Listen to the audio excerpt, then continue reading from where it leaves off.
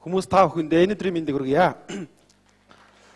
За, миний би эрүүл чирэг Монгол хүмүүсийн сэдвээр та бүхэндээ илтгэл тавих гэж байгаадаа баяртай байна. Тэгээд илтгэлдээ оръё. Эрүүл чирэг Монгол хүн өнөөдөр хаана юу хийж ямар байна гэдгийг товчхон хэдүүгээр тайлбарлахыг хүссэн. Биднийг хамгаалсан хууль бол байна. Харин эрүүл Монгол хүн ямар байгааг авч үзье.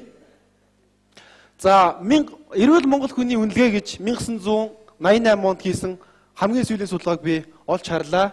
Тэгэхэд хот хөдөөд хүмүүсийн эрүүл мэндийн байдал ямар хөө байгааг судалсан байна. Харамсалтай нь 88 оноос өнөөх хүртэл Монгол хүний эрүүл мэнд ямар байгааг судалсан бүрэн хэмжээний судалгаа алга байна. Цааш. За, хоёрдугаарт юу гэхээр Монгол хүн өөрийгөө өнөөдөр хэн бэ гэдгээ бүрэн мэддэггүй. Удамшил болоод генетикийн хувьд бүрэн судлагдаагүй. Бид нар монголчууд Монголын ард түмэн ухаантай байсан. Яагаад гэхээр 9 үеийнхаа үгийн бичиг бичдэг хүмүүс байсан. Тэр 9 үе дотроо ямар хүн ямар өвчнөөр өвдвөө гэдгийг, ямар хүн ямар өвчнөөр насроо гэдгийг бичиж үлдээдэг байсан. Энэ биднэрт ямар мэдээлэл өгдөг байсан юм бэхээр ирээдүйн хоочид би яаж амьдрах ёстой? Миний удамд ямар өвчин төсвөл би яад үрдэн сэргийлэх ёстой юм бэ гэдгийг бол тэд тодхон хардаг байсан. Харин өнөөдөр би яаж ийн гэвэл өөгөөс цаашгүй хүн болсон. Гэтэл дэлхийн шинжлэх ухаан нэг юм хийж чадсан. Энэ бол генетикийн удамшлын сан гэдэг юмыг судлаад гаргаад ирсэн. Өнөөдөр жишээ ярихад Америкт бол ингэдэг. 10 мл цус өгөөд $200 төлөхөд миний мэйлэр за гончгсумдаач гэдэг юм уу? Танаа удамд бол та бол ийм удмын гаралтай хөөн. Танаа удамд ийм өвчтэй хүмүүс бол байсан юм байна. Та бол ирээдүйд ийм өвчнөөр өвдөх эрсдэл байсан юм байна гэдгийг судлаад гаргаад ирсэн. Өнөөдөр Монголд ийм байна уу? Байхгүй. Дараагийнх нь. За, сүүлийн үед бол Монгол улсын хэмжээнд тэргүүлэх 5 өвчин гэдэг хүн болгонд өвчтөл бол тасралтгүй нэмэгдэж байгаа. Дараагийнх нь энэ дотроос нас баралтын шалтгаанд 2 дугаар байранд орж ирсэн зүйл бол 20.7% гэж байгаа нь хавдар. Үнэхээр Монгол хүмүүсийг эмзэглүүлсэн асуудал. Энд сууж байгаа бүх хүмүүсийн гэр бүлд хавдартай ах дүүс нэг нь байдаг. Монголд өнөөдөр жилд 4400 хүн хавдрын шин тохиолдол бүртгэгдэж байгаа. Тэн дотроос 70-80 хүн яадаг бол хавдрын 3 ба 4 дугаар шатанд очлогдсон хүмүүс байдаг. Энэ юу хэлж яаг гэвэл тэр хүмүүс 3 сараас 1 жил амьдрна гэсэн үгийг л хэлж байгаа. За, дараагийнх. За, тэгээд бид энд сууж байгаа нийт хүмүүс Монголын нийт дотоодын нийт бүтээгдэхүүний 90%-ийг бүтээдэг юм байна. Гэтэл 90%-ийг бүтээгээд байгаа энэ ард түмэнд төр засаг яадаг гэвэл та нар эрүүл бай гэд 3% мөнгө зарцуулдаг. Гэтэл дэлхийн эрүүл мэндийн байгууллагын зөвлөмж болохоор эрүүл мэндийн салбартаа 5.5-аас дээш мөнгийг зарцуулж эрүүл мэндийн салбар чинь хөгжнөө, зөв явна гэдэг. Биднэрт ийм бололцоо 2.7 сая хүн байхгүй юм гэж юу? За, дараагийнх нь. За, ингээд илтгэлийн үндсэн санаандаа би эрүүл чирэг Монгол хүнтэй байя гэвэл бид нар 3 зүйлийг бол хийх ёстой. Нэгдүгээрт эрүүл мэндийн одоо байгаа энэ тогтолцоог өөрчлөх хэрэгтэй. Хоёрдугаарт механизмыг өөрчилж, гуравдугаарт илүү боловсронгуй болгох хэрэгтэй. За, нэгдүгээрт эрүүл мэндийн тогтолцоог шинжлэхэд эрүүл мэндийн төсөв гэдэг юмыг зайлшгүй авч үзэх хэрэгтэй. За, өнөөдөр манад эрүүл мэндийн салбарын төсөв иймэрхүү бүтцтэй байгаа. Яагаад тэгэхээр ер нь бол энэ зарцуулж байгаа эрүүл мэндийн төсөв бол жилийн төсөв иймэрхүү байсан. Одоо жишээ нь эрүүл мэндийн тусламж үйлчилгээнд 75% зарцуулж байгаа гэсэн үг. Энэ нь бол ямар өчтэй тоо вэ гэхээр хүнийг өвдснийх нь хойно эмчийн цалин, хоол унд гэсэн зарцуулсан мөнгө. Харин хүнийг өвдгөөс өмнө эрүүл байлгыг гэхэд бусад буюу 3.3%-ийг л зарцуулж байгаа. Тэн дотроо эрүүл мэндийн тусламж үйлчилгээг одоо өвдснийхөө зарцуулж байгаа мөнгөн дотроо 17%-ийг юунд зарцуулдаг вэ гэхээр одоо эрүүл мэндийн тусламж үйлчилгээтэй шууд холбоотой болон хоолны зардал зарцуулдаг. Би энэ дээр нэг ганцхан жишээг та нарт хэлье гэж бодож байгаа. Та нар эрүүл мэндийн салбар ямар байгааг мэдж байгаа. 2010 онд эрүүл 1-р эмнэлэгт нийт орсон хагалгааны 70 тохиолдол дахин хагалгаанд орсон. Яагаад ингэж дахин хагалгаанд орсон бэ? Эмчнэр муу байсан бөө гэсэн чинь хагалгааны утас тавиад байсан. Яагаад хагалгааны утас тавьсан юм бэ гэхээр тэр хагалгааны утсыг тендер нэг компани нийлүүлдэг. Тэгэхээр эрүүл мэндийн салбарт болж өгвөл тендер битгий байгаа чи. Монгол хүмүүс бид нар дэлхийн эрүүл мэндийн салбар бол ойлгомжтой стандартчлагдсан салбар байхгүй юу? Тэгэхээр би өвдлөө гэхэд эрүүл мэндийн салбарт утас нь бол стандартын утас байх хэрэгтэй. Дахиад энэ эрүүл мэндийн салбарт 70 хүн дахин хаалгаанд орохоор дахиад тэрний ор хоногийн мөнгөд эрүүл мэндийн зардал үргэлгэн байна. За, дараагийнх нь. Хоёрт миний хэлэх гэсэн зүйл бол эрүүл мэндийн тогтолцоог шинжлэхдээ эмнэлгүүдийг бол авч үзэх хэрэгтэй. Манад 21 аймаг байгаа, 9 нийслэлийн дүүрэг байгаа. миний санаагаар бол дүүргийн эмнэлгүүдийг бол хувийн менежмент бол хөгжлөх хэрэгтэй. Яагаад би энийг хэлж байгааг гэвэл жишээ нь дүүргийн эмнэлэг, сонгон хайрхан дүүргийн чүмэг аль нэгэн дүүргийн байгууллага хөдөө орон нутгийн эмнэлэг байлаа гэж бодоход төсвийн зарлагыг нэмээд өгдөг. Төсвөө санхүүжиж байгаа учраас орон тоогоод нэг дарга гарахаар нэг хүнийг нэмж авч чаддаг.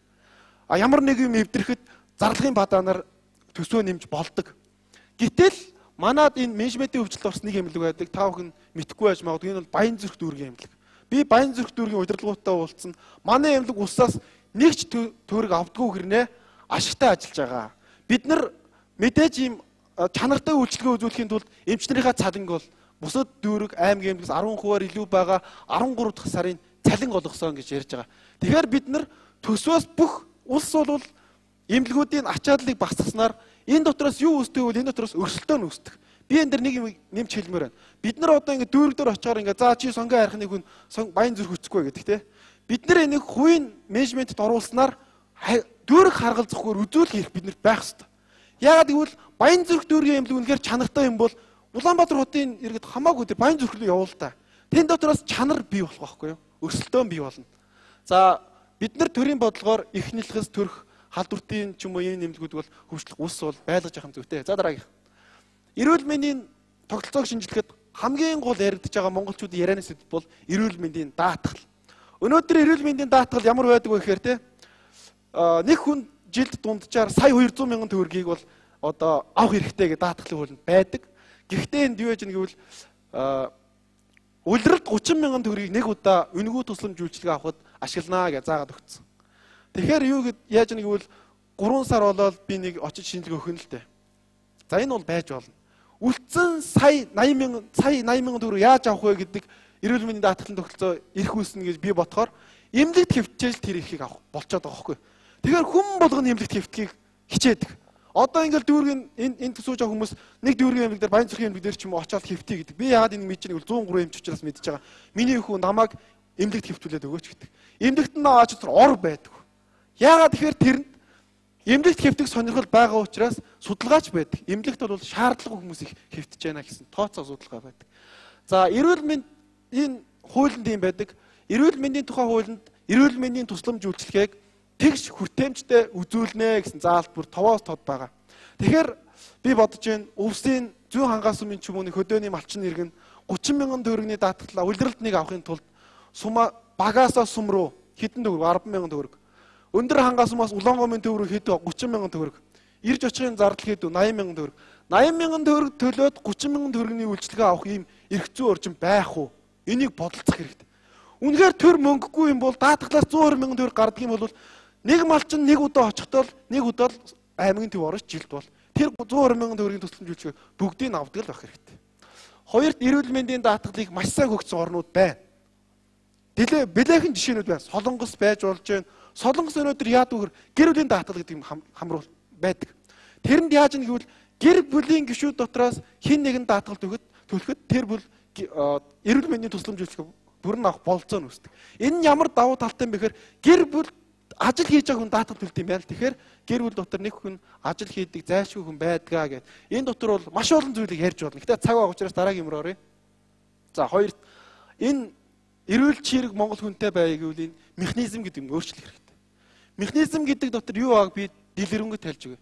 За би гончгсамлаа гэдэг хүний их өмч болоход хичнээн одоо төрийн төсөв зарцуулах талаар би энэ бол хэлхээс өөр аргагүй. Ягаад гэвэл эдийн засгийн үүсгэлийг бид нар хийх гээд байгаа шүү дээ. Тэ? Бид нар хоосон ярих биш. За би бол 2 дугаар курсээс эхлээд өөрийнхөө жилийн төсвийг бичиж эхэлсэн. Энэ бол үнэндээ бол яг минимум төвчний үнэн тоо баримт. Хоол, хувцас, хоол. Ингээд би 6 жил сурахад эмшүүсийг төгсгöd 6 жил сурахад надад 32 сая 452 мянган төгрөг би зарцуулж анагаахыг төгссөн. За дараагийн. Тэгээд дараа нь би яаж нэг гэвэл эрүүл мэндийн сайдын тушаал байдаг. Тушаалаараа би ингээд 6 жил төгсөө харахад сум юм уу өрхийн эмнэлэг чи ажиллана гэдэг. Сум юм уу өрхийн эмнэлэгт би ажиллах миний цалин харагдаж байна. Жилийн орлого бол би бол 3 сая 500 мянган төгрөгийг л би эндээс авдаг. Дараагийнх нь. За одоогийн жилийн төсвөөр би яаж нэг бол одоо бол анагаах ухааны магистрт сурдаг л та. Ингээд жилийн төсөө ботсон чинь миний жилийн төсөө за 7 сая 180 мянган төгрөг болж байгаа. Одоо яг ингээд минимум төвшөндөө шүү дээ. Дараагийнх нь.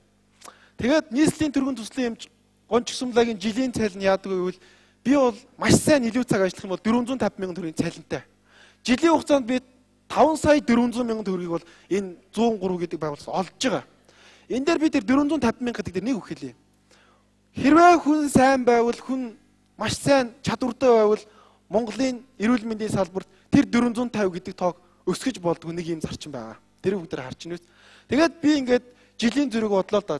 Олж байгаа царилгын одоогийн миний зарлага нь. Тэгэхээр би 2 жилийн хугацаанд 1 сая 800 мянган төгрөгийн алдагдaltaгүйгээр амьдарч байгаа. Тэр мөнгийг яадаг вэ? Аав ээж ч юм уу би эмч хийх хааж байгаа өөр нэг юм хийжээж би нэг олж байгаа байхгүй. Тэгэхээр за ингээд дараагийн явчих. За энэ бол за үртлийн слайдыг харах. За одоо ингээд би яаж нэг гэвэл хүний их эмч ер нь бол би нэг дундаж төвшний Монголын эмч болъё гэж үсэх юм бол би 11 жилийг зарцуулж байна. 48 сая төгрөгийг зарцуулж өнөөдөр эмч болж байгаа байхгүй. Яагаад тэгэхээр би 18 настайд ангаахт орж исэн, 6 жил сурсан хэдүү. Дээр нь би 2 жил хөдөө ч юм уу энэ эмнэлэгт ажиллаж байна. Дараа нь би гараад 3 жил нарийн мэргэжлийн эмч болно. Энэ нарийн мэргэжлийн эмчийг болсноор яадаг бол 3 юм уу 2 дугаар шатлалын эмнэлэгт тийм ажиллах эрхцүү орчин үүсдэг байхгүй. Тэгээд би 2 юм уу 3 дугаар шатлалын эмнэлэгт би ажиллагт миний сарын цалин 500 мянга болж нэмэгдэнэ. Жилд би бол 6 сая төгрөг болох нь л дээ. Тэгээд миний 11 жил сурахаар чинь би 18-тад орсон гэхээр 11 жилийг нэмэхээр 29 тийм үү. Дээр нь би энэ 6 жилийнхаа энэ хуваагаад үзье. Ботхоор би 8.1 жилийн дараа эмч болсон зардлаа нөхч байна тийм үү өнөөдөр. Тэгээд би 29 дээр 8.1 жилийг нэмэхээр би өнөөдөр эрүүл мэндийн салбарт ажилласнараа 37 настаас эхэлж би өөрийн хуримтлалыг бий болгож байгаа хгүй. Тэгэхээр Монгол залуу хүн те энэ салбар руу ороод хизээ байртай, хизээ машинтай болж амьдрах юм бэ. Өнөөдөр эрүүл мэндийн салбарт ажиллахын дунд цагийн нэг цагт болж байгаа мөнгө бол 1500 төгрөг.